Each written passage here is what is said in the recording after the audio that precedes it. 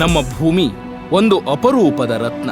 ಕಾಡುಗಳ ಹಸಿರು ತಾಣಗಳಲ್ಲಿ ಪಕ್ಷಿಗಳ ಕಲರವ, ಜಲಪಾತಗಳಲ್ಲಿ ಸುಮಧುರ ಶಬ್ದ, ಸಮುದ್ರದ ಅಲೆಗಳ ಲಯ, ಇವೆಲ್ಲ ಒಂದು ಪ್ರಕೃತಿಯ ಸಂಗೀತದಂತೆ. ಕರ್ನಾಟಕದ ಪಶ್ಚಿಮ ಘಟ್ಟಗಳಲ್ಲಿ ಸೂರ್ಯ ಮುಳುಗುವಾಗ ಆ ಚಿನ್ನದ ಬೆಳಕು, ಕಾವೇರಿ ನದಿಯ ತಂಪಾದ ನೀರು, ಮೈಸೂರಿನ ಚಾಮುಂಡಿ ಬೆಟ್ಟದಿಂದ ಕಾಣುವ ಹಸಿರು ಕಣಿವೆ ಎಷ್ಟು ಸುಂದರವಾಗಿದೆ ಅಲ್ವಾ? ಆದರೆ ಈ ಸೌಂದರ್ಯ ಇಂದು ಕಣ್ಮರೆಯಾಗುತ್ತಿದೆ. ನಮ್ಮ ಭೂಮಿ ಕಣ್ಣೀರಿನಲ್ಲಿ ಮುಳುಗಿದೆ. ಕೈಗಾರಿಕೆಗಳ ಧೂಮ, ಪ್ಲಾಸ್ಟಿಕ್ ತ್ಯಾಜ್ಯದ ರಾಶಿ, ಹವಾಮಾನ ಬದಲಾವಣೆಯ ಭೀಕರತೆ ಇವೆಲ್ಲ ನಮ್ಮ ಗ್ರಹಕ್ಕೆ ಗಾಯ ಮಾಡುತ್ತಿವೆ. ಭಾರತದಲ್ಲಿ ಕರ್ನಾಟಕದ ಕಾವೇರಿ ಜಲಾಶಯದಿಂದ ಹಿಡಿದು ದೆಹಲಿಯ ಹೊಗೆಯ ಗಾಳಿಯವರೆಗೆ ಈ ಸಮಸ್ಯೆ ಎದ್ದು ಕಾಣುತ್ತಿದೆ.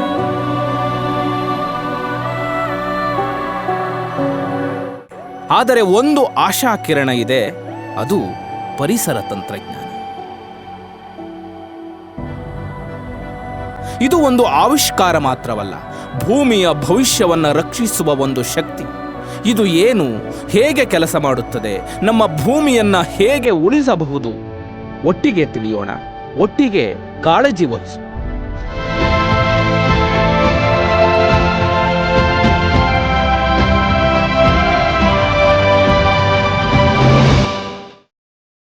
ಪರಿಸರ ಸಮಸ್ಯೆ ಎಷ್ಟು ಗಂಭೀರವಾಗಿದೆ ಎಂದರೆ, ಕರ್ನಾಟಕದ ಕೊಡಗಿನಲ್ಲಿ 2023ರಲ್ಲಿ 3000 ಮಿಲಿಮೀಟರ್ಗಿಂತ ಹೆಚ್ಚು ಮಳೆಯಾಗಿದೆ.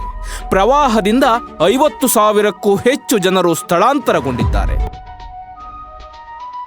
ಒಂದು ತಾಯಿ ತನ್ನ ಮಗುವನ್ನ ಎತ್ತಿಕೊಂಡು ಮೊಣಕಾಲುದ್ದದ ನೀರಿನಲ್ಲಿ ನಡೆಯುತ್ತಿರುವ ದೃಶ್ಯ ಇದು ಕೇವಲ ಸುದ್ದಿಯಲ್ಲ, ಇದು ಒಂದು ಕುಟುಂಬದ ದುಃಖ. ಇನ್ನೊಂದೆಡೆ ಮೈಸೂರಿನ ಸುತ್ತಮುತ್ತ ಬರದಿಂದ 2024ರಲ್ಲಿ ಕೃಷಿ ಉತ್ಪಾದನೆ 30% ಕಡಿಮೆಯಾಯಿತು.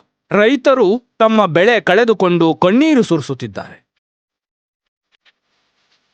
ಬೆಂಗಳೂರಿನಲ್ಲಿ ಒಂದೇ ದಿನದ ಮಳೆ ಸೆಪ್ಟೆಂಬರ್ 2024ರಲ್ಲಿ 150 ಮಿಲಿಮೀಟರ್. ರಸ್ತೆಗಳನ್ನ ನದಿಗಳಂತೆ ಮಾಡಿತು. ಇದರಿಂದ ಆರ್ಥಿಕ ನಷ್ಟ ಸುಮಾರು 200 ಕೋಟಿ ರೂಪಾಯಿ ಎಂದು ಅಂದಾಜಿಸಲಾಗಿದೆ. ಒಂದು ಚಿಕ್ಕ ಮಗು ತನ್ನ ಶಾಲೆಗೆ ಹೋಗಲಾಗದೆ ಮನೆಯ ಮುಂಭಾಗದ ನೀರಿನಲ್ಲಿ ಆಟವಾಡುತ್ತಿರುವ ದೃಶ್ಯ, ಇದು ನಮ್ಮ ಭವಿಷ್ಯದ ಮೇಲೆ ಬೀರುವ ಪರಿಣಾಮ.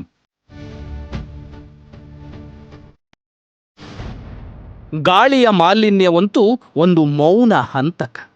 ದೆಹಲಿಯಲ್ಲಿ ಗಾಳಿಯ ಗುಣಮಟ್ಟ ಸೂಚ್ಯಂಕ ಸರಾಸರಿ 250ರಿಂದ 300 ತಲುಪಿದೆ. ಇದು WHO ಮಾನದಂಡದ ಪ್ರಕಾರ ತುಂಬಾ ಅಪಾಯಕಾರಿ. ಬೆಂಗಳೂರಿನ ವಿಧಾನಸೌಧದ ಸುತ್ತಲೂ AQI 150ರಿಂದ 200ರ ನಡುವೆ ಇರುತ್ತದೆ.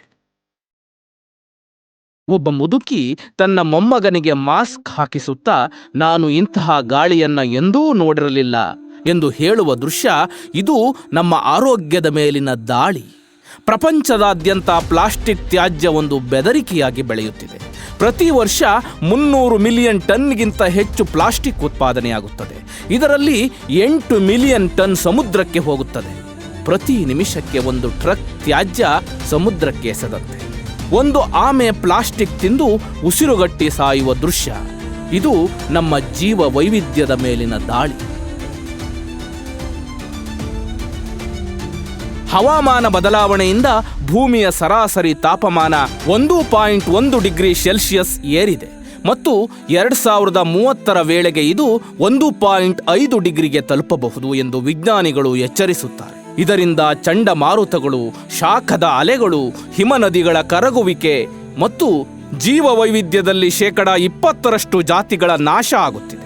ಒಂದು ಹಿಮಕರಡಿ ತನ್ನ ಮರಿಯೊಂದಿಗೆ ಕರಗುತ್ತಿರುವ ಹಿಮದ ಮೇಲೆ ನಿಂತಿರುವ ದೃಶ್ಯ, ಇದು ನಮ್ಮ ಭೂಮಿಯ ಕಣ್ಣೀರು.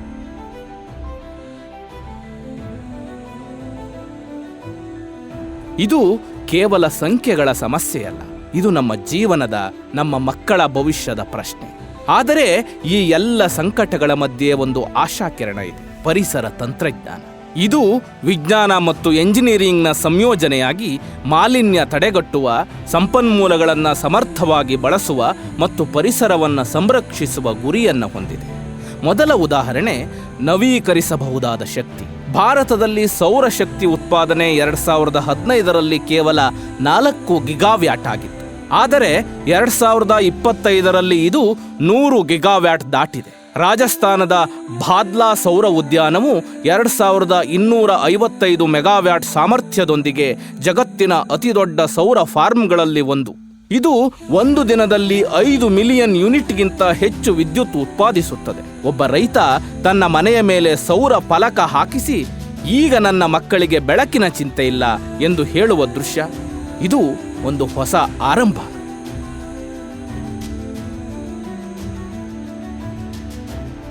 ಗಾಳಿ ಶಕ್ತಿಯೂ ಒಂದು ದೊಡ್ಡ ಮಟ್ಟದಲ್ಲಿ ಬೆಳೆಯುತ್ತಿದೆ. ಗುಜರಾತ್ ಮತ್ತು ತಮಿಳುನಾಡಿನಲ್ಲಿ 10,000ಕ್ಕೂ ಹೆಚ್ಚು ಗಾಳಿ ಟರ್ಬೈನ್ಗಳು ಕಾರ್ಯನಿರ್ವಹಿಸುತ್ತಿವೆ ಮತ್ತು 2025ರಲ್ಲಿ ಒಟ್ಟು ಗಾಳಿ ಶಕ್ತಿ ಸಾಮರ್ಥ್ಯ 50 ಗಿಗಾವ್ಯಾಟ್ ದಾಟಿದೆ. ಇದು ಸುಮಾರು 40 ಮಿಲಿಯನ್ ಮನೆಗಳಿಗೆ ವಿದ್ಯುತ್ ಒದಗಿಸುವ ಶಕ್ತಿ. ಒಂದು ಗಾಳಿ ಟರ್ಬೈನ್ ಸೂರ್ಯಾಸ್ತದ ಸಮಯದಲ್ಲಿ ತಿರುಗುತ್ತಿರುವ ದೃಶ್ಯ, ಅದರ ಹಿಂದೆ ಮಕ್ಕಳು ಓಡಾಡುತ್ತಿರುವುದು, ಇದು ಪ್ರಕೃತಿಯೊಂದಿಗೆ ಸಾಮರಸ್ಯದ ಸಂಕೇತ. ಗಾಳಿಯ ಮಾಲಿನ್ಯಕ್ಕೆ ಪರಿಹಾರವಾಗಿ ಕಾರ್ಬನ್ ಕ್ಯಾಪ್ಚರ್ ಅಂಡ್ ಸ್ಟೋರೇಜ್ ತಂತ್ರಜ್ಞಾನ ಬಂದಿದೆ. ಇದು ಕಾರ್ಬನ್ ಡೈಆಕ್ಸೈಡ್ ಅನ್ನು ಕಾರ್ಖಾನೆಯ ಚಿಮಿಣಿಗಳಿಂದ ಸೆರೆ ಹಿಡಿಯುತ್ತದೆ.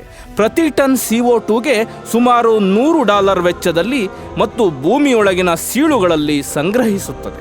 ಸ್ವೀಡನ್ನಲ್ಲಿ ಈ CO2 ಅನ್ನು ಜೈವಿಕ ಇಂಧನವಾಗಿ ಪರಿವರ್ತಿಸುವ ತಂತ್ರಜ್ಞಾನ ಪ್ರಯೋಗದ ಹಂತದಲ್ಲಿದೆ. ಇದರ ದಕ್ಷತೆ ಈಗ 60% ತಲುಪಿದೆ. ಭಾರತದಲ್ಲಿ ಟಾಟಾ ಸ್ಟೀಲ್ನಂತಹ ಕಂಪನಿಗಳು ಇದನ್ನು ಪರೀಕ್ಷಿಸುತ್ತಿವೆ. ಒಬ್ಬ ಎಂಜಿನಿಯರ್ ತನ್ನ ತಂಡದೊಂದಿಗೆ ಈ ತಂತ್ರಜ್ಞಾನವನ್ನು ಪರೀಕ್ಷಿಸುತ್ತಿರುವ ದೃಶ್ಯ, ಇದು ಒಂದು ಹೊಸ ಭರವಸೆ. ನೀರು ಸಂರಕ್ಷಣೆಗೂ ತಂತ್ರಜ್ಞಾನ ದೊಡ್ಡ ಬೆಂಬಲವಾಗಿದೆ. ಕರ್ನಾಟಕದ ಚಿಕ್ಕಮಗಳೂರು ಜಿಲ್ಲೆಯಲ್ಲಿ 500ಕ್ಕೂ ಹೆಚ್ಚು ಮಳೆಯ ನೀರು ಸಂಗ್ರಹ ಘಟಕಗಳು ಜಾರಿಯಲ್ಲಿ. ಪ್ರತಿ ಘಟಕವು ವರ್ಷಕ್ಕೆ 50,000 ಲೀಟರ್ ನೀರನ್ನ ಭೂಗತಕ್ಕೆ ಸೇರಿಸುತ್ತದೆ. ತಮಿಳುನಾಡಿನ ಚೆನ್ನೈನಲ್ಲಿ ಡಿಸ್ಯಾಲಿನೇಷನ್ ಘಟಕಗಳು ದಿನಕ್ಕೆ 100 ಮಿಲಿಯನ್ ಲೀಟರ್ ಸಮುದ್ರದ ಉಪ್ಪು ನೀರನ್ನ ಸಿಹಿ ನೀರಾಗಿ ಮಾರ್ಪಡಿಸುತ್ತವೆ. ಆದರೆ ಇದಕ್ಕೆ ಪ್ರತಿ ಲೀಟರ್ಗೆ 5 ಪೈಸೆ ಹೆಚ್ಚುವರಿ ವೆಚ್ಚ ಬರುತ್ತದೆ. ಒಬ್ಬ ಗ್ರಾಮಸ್ಥ ಮಹಿಳೆ ತನ್ನ ಮಕ್ಕಳಿಗೆ ಈ ಸಿಹಿ ನೀರನ್ನು ಕೊಡುತ್ತಾ, ಈಗ ನಮಗೆ ನೀರಿನ ಚಿಂತೆ ಇಲ್ಲ ಎಂದು ಹೇಳುವ ದೃಶ್ಯ, ಇದು ಒಂದು ಹೊಸ ಜೀವನ. ತ್ಯಾಜ್ಯ ನಿರ್ವಹಣೆ ಒಂದು ದೊಡ್ಡ ಸವಾಲು, ಆದರೆ ತಂತ್ರಜ್ಞಾನ ಇಲ್ಲಿ ಆಶ್ಚರ್ಯಕರ ದಾರಿಗಳನ್ನು ತೆರೆದಿದೆ. ಬೆಂಗಳೂರಿನಲ್ಲಿ ತ್ಯಾಜ್ಯ ವಿಂಗಡಣೆ ಘಟಕಗಳು ದಿನಕ್ಕೆ 600 ಟನ್ ತ್ಯಾಜ್ಯವನ್ನು ಪ್ರಕ್ರಿಯೆಗೊಳಿಸುತ್ತವೆ. ಇದರಲ್ಲಿ 40% ಮರುಬಳಕೆಗೆ ಹೋಗುತ್ತದೆ, 20% ಕಾಂಪೋಸ್ಟ್ ಆಗುತ್ತದೆ. ಒಬ್ಬ ಕಾರ್ಮಿಕ ತನ್ನ ಕೈಯಲ್ಲಿ ಮರುಬಳಕೆಯ ಪ್ಲಾಸ್ಟಿಕ್ ಬಾಟಲಿಯನ್ನ ಹಿಡಿದು, ಇದು ಈಗ ಹೊಸ ಜೀವನ ಪಡೆಯುತ್ತದೆ ಎಂದು ಹೇಳುವ ದೃಶ್ಯ, ಇದು ಒಂದು ಸಣ್ಣ ಆದರೆ ದೊಡ್ಡ ಬದಲಾವಣೆ. ಗ್ರಾಮೀಣ ಕರ್ನಾಟಕದಲ್ಲಿ ತುಮಕೂರು ಜಿಲ್ಲೆಯ ಒಂದು ಬಯೋಗ್ಯಾಸ್ ಘಟಕ ದಿನಕ್ಕೆ 500 ಕಿಲೋ ಜೈವಿಕ ತ್ಯಾಜ್ಯದಿಂದ 50 ಮನೆಗಳಿಗೆ ಅಡುಗೆಗೆ ಇಂಧನ ಕೊಡುತ್ತಿದೆ. ಇದು ತಿಂಗಳಿಗೆ 2,000 ರೂಪಾಯಿ ಉಳಿತಾಯ ಮಾಡುತ್ತದೆ. ಒಬ್ಬ ಗೃಹಿಣಿ ತನ್ನ ಮಕ್ಕಳಿಗೆ ಬಯೋಗ್ಯಾಸ್ನಲ್ಲಿ ಅಡುಗೆ ಮಾಡಿದ ಊಟವನ್ನು ತಿನ್ನಿಸುತ್ತಾ, ಈಗ ನಾವು ಪ್ರಕೃತಿಯೊಂದಿಗೆ ಸಾಮರಸ್ಯದಿಂದ ಬದುಕುತ್ತಿದ್ದೇವೆ ಎಂದು ಹೇಳುವ ದೃಶ್ಯ, ಇದು ಒಂದು ಸುಸ್ಥಿರ ಜೀವನದ ಮಾದರಿ. ಪ್ಲಾಸ್ಟಿಕ್ ತ್ಯಾಜ್ಯಕ್ಕೆ ಒಂದು ಹೊಸ ಆವಿಷ್ಕಾರ ಇದೆ. ಸೂಕ್ಷ್ಮ ಜೀವಿಗಳಾದ ಐಡಿಯೋನೆಲ್ಲಾ ಸಕೈನೆನ್ಸಿಸ್ ಪಾಲಿಯೆಸ್ಟರ್ ಪ್ಲಾಸ್ಟಿಕ್ ಅನ್ನ 6 ವಾರಗಳಲ್ಲಿ 60% ಒಡೆಯಬಹುದು. ಭಾರತದಲ್ಲಿ ಇದು ಪ್ರಯೋಗದ ಹಂತದಲ್ಲಿದೆ, ಆದರೆ 2030ರ ವೇಳೆಗೆ ಇದು ವಾಣಿಜ್ಯಿಕವಾಗಿ ಲಭ್ಯವಾಗಬಹುದು. ಒಬ್ಬ ವಿಜ್ಞಾನಿ ತನ್ನ ಲ್ಯಾಬ್ನಲ್ಲಿ ಈ ಸೂಕ್ಷ್ಮ ಜೀವಿಗಳನ್ನು ಪರೀಕ್ಷಿಸುತ್ತಾ, ಇದು ಪ್ಲಾಸ್ಟಿಕ್ ಸಮಸ್ಯೆಗೆ ಶಾಶ್ವತ ಪರಿಹಾರ ಎಂದು ಹೇಳುವ ದೃಶ್ಯ, ಇದು ಒಂದು ಭವಿಷ್ಯದ ಭರವಸೆ. ಕೃಷಿಯಲ್ಲಿ ತಂತ್ರಜ್ಞಾನ ಒಂದು ಕ್ರಾಂತಿಯನ್ನೇ ತಂದಿದೆ. ವರ್ಟಿಕಲ್ ಫಾರ್ಮಿಂಗ್ ಮೂಲಕ ಬೆಂಗಳೂರಿನಲ್ಲಿ 100 ಚದರ ಅಡಿ ಜಾಗದಲ್ಲಿ ವರ್ಷಕ್ಕೆ 500 ಕಿಲೋ ತರಕಾರಿ ತೆಗೆಯಲಾಗುತ್ತಿದೆ. ಇದು ಸಾಂಪ್ರದಾಯಿಕ ಕೃಷಿಗಿಂತ 70% ನೀರನ್ನು ಉಳಿಸುತ್ತದೆ. ಒಬ್ಬ ಯುವ ರೈತ ತನ್ನ ವರ್ಟಿಕಲ್ ಫಾರ್ಮ್ನಲ್ಲಿ ಹಸಿರು ತರಕಾರಿಗಳನ್ನು ಕೀಳುತ್ತಾ, ನಾನು ಈಗ ನಗರದಲ್ಲೇ ರೈತನಾಗಿದ್ದೇನೆ ಎಂದು ಹೇಳುವ ದೃಶ್ಯ, ಇದು ಒಂದು ಹೊಸ ಕೃಷಿ. ಪ್ರಿಸಿಷನ್ ಅಗ್ರಿಕಲ್ಚರ್ನಲ್ಲಿ ಡ್ರೋನ್ಗಳು 1 ಎಕರೆಗೆ ಕೇವಲ 10 ಲೀಟರ್ ನೀರಿನೊಂದಿಗೆ ಗೊಬ್ಬರ ಸಿಂಪಡಿಸುತ್ತವೆ. ಇದು ಸಾಂಪ್ರದಾಯಿಕ 50 ಲೀಟರ್ಗಿಂತ ಕಡಿಮೆ. ಕರ್ನಾಟಕದ ಧಾರವಾಡದಲ್ಲಿ ಈ ತಂತ್ರಜ್ಞಾನವು ರೈತರ ಆದಾಯವನ್ನು 15% ಹೆಚ್ಚಿಸಿದೆ. ಏಕೆಂದರೆ ರಾಸಾಯನಿಕಗಳ ಬಳಕೆ ಕಡಿಮೆಯಾಗಿ ಮಣ್ಣಿನ ಆರೋಗ್ಯ ಉಳಿಯುತ್ತದೆ. ಈ ಎಲ್ಲ ತಂತ್ರಜ್ಞಾನಗಳು ಒಂದು ಆರಂಭವಷ್ಟೇ. 2025ರಲ್ಲಿ ಭಾರತ ಸರ್ಕಾರ 2030ರ ವೇಳೆಗೆ 500 ಗಿಗಾವ್ಯಾಟ್ ನವೀಕರಿಸಬಹುದಾದ ಶಕ್ತಿ ಉತ್ಪಾದಿಸುವ ಗುರಿ ಹೊಂದಿದೆ. ಇದು ಒಟ್ಟು ಶಕ್ತಿ ಬೇಡಿಕೆಯ 50% ಪೂರೈಸಬಹುದು. ಆದರೆ ಇದಕ್ಕೆ ಸರ್ಕಾರದ ಜೊತೆಗೆ ಕಂಪನಿಗಳು, ಸಂಶೋಧಕರು ಮತ್ತು ನಮ್ಮೆಲ್ಲರ ಸಹಕಾರ ಬೇಕು. ಉದಾಹರಣೆಗೆ ಟಾಟಾ ಪವರ್ನಂತಹ ಕಂಪನಿಗಳು 2030ರ ವೇಳೆಗೆ ತಮ್ಮ 70% ಶಕ್ತಿಯನ್ನು ನವೀಕರಿಸಬಹುದಾದ ಮೂಲಗಳಿಂದ ಪಡೆಯುವ ಯೋಜನೆ ಹೊಂದಿದೆ. ಆದರೆ ಇದರ ಯಶಸ್ಸಿಗೆ ಜನರ ಭಾಗವಹಿಸುವಿಕೆ ಅತಿ ಮುಖ್ಯ. ನಾವು ಏನು ಮಾಡಬೇಕು? ಸಣ್ಣ ಕ್ರಮಗಳೇ ದೊಡ್ಡ ಬದಲಾವಣೆ ತರುತ್ತದೆ. ಪ್ಲಾಸ್ಟಿಕ್ ಚೀಲಗಳ ಬದಲು ಬಟ್ಟೆ ಚೀಲಗಳನ್ನು ಬಳಸಿ. ಒಂದು ಕುಟುಂಬ ವರ್ಷಕ್ಕೆ 200 ಪ್ಲಾಸ್ಟಿಕ್ ಚೀಲಗಳನ್ನು ಉಳಿಸಬಹುದು. ಶಕ್ತಿ ಉಳಿಸುವ LED ದೀಪಗಳು ಒಂದು ಮನೆಯ ವಿದ್ಯುತ್ ಬಿಲ್ಲನ್ನು 30% ಕಡಿಮೆ ಮಾಡಬಹುದು. ಬೆಂಗಳೂರಿನಲ್ಲಿ ಒಂದು ಎಲೆಕ್ಟ್ರಿಕ್ ಬಸ್ ದಿನಕ್ಕೆ 200 ಕಿಲೋಮೀಟರ್ ಓಡಿದರೆ 50 ಲೀಟರ್ ಡೀಸೆಲ್ ಉಳಿಸಬಹುದು. ಇದು ವರ್ಷಕ್ಕೆ 15 ಟನ್ CO2 ಕಡಿಮೆ ಮಾಡಿದಂತೆ. ಸಾರ್ವಜನಿಕ ಸಾರಿಗೆ ಅಥವಾ ಎಲೆಕ್ಟ್ರಿಕ್ ಸೈಕಲ್ ಬಳಸುವುದು ಒಬ್ಬ ವ್ಯಕ್ತಿಯ ಕಾರ್ಬನ್ ಹೆಜ್ಜೆ ಗುರುತನ್ನು 20% ಇಳಿಸಬಹುದು. ಪರಿಸರ ತಂತ್ರಜ್ಞಾನ ಒಂದು ಆಶಾಕಿರಣ. ಪ್ರಗತಿ ಮತ್ತು ಪ್ರಕೃತಿ ಒಟ್ಟಿಗೆ ಬದುಕಬಹುದು ಎಂದು ಇದು ತೋರಿಸುತ್ತದೆ. ಆದರೆ ಇದರ ಯಶಸ್ಸು ನಮ್ಮ ಕೈಯಲ್ಲಿದೆ.